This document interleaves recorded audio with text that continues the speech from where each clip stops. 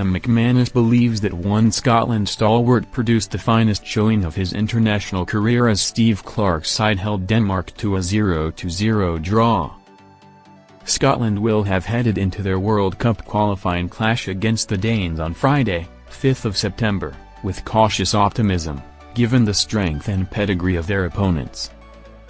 This away tie in Copenhagen was seen by many as the toughest test for Steve Clarke's side to overcome during the qualifying process, given their 21st placed FIFA ranking, but they stood up to the test and came away with a valuable point. The hosts dominated large periods of the game, finishing the clash with 74% possession and 16 shots on goal, but the visitors' concentration did not wane once all evening and Scotland emerged with a 0-0 draw against Denmark.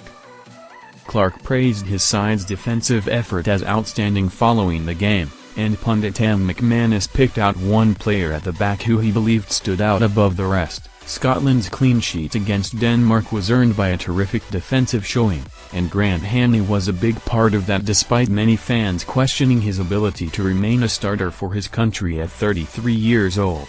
The Hibernian centre-back ended the tie with 5 blocks, 6 clearances, 5 headed clearances, 1 interception and 2 recoveries, while he also won 4 of his 5 aerial duels, fought mob. Former Hibs star and current pundit McManus took to X on Friday, after the game, to heap massive praise on Hanley's showing, saying, "How good was this guy tonight? Colossal performance and maybe his best ever in a Scotland jersey. Solid," alongside a picture of Hanley in a Scotland shirt.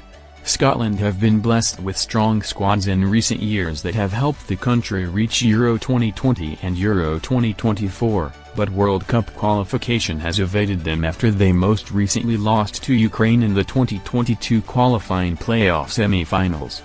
This time around feels different, with a group consisting of Denmark, Greece and Belarus being one that should provide hope to those across the nation, especially after Friday's valuable draw.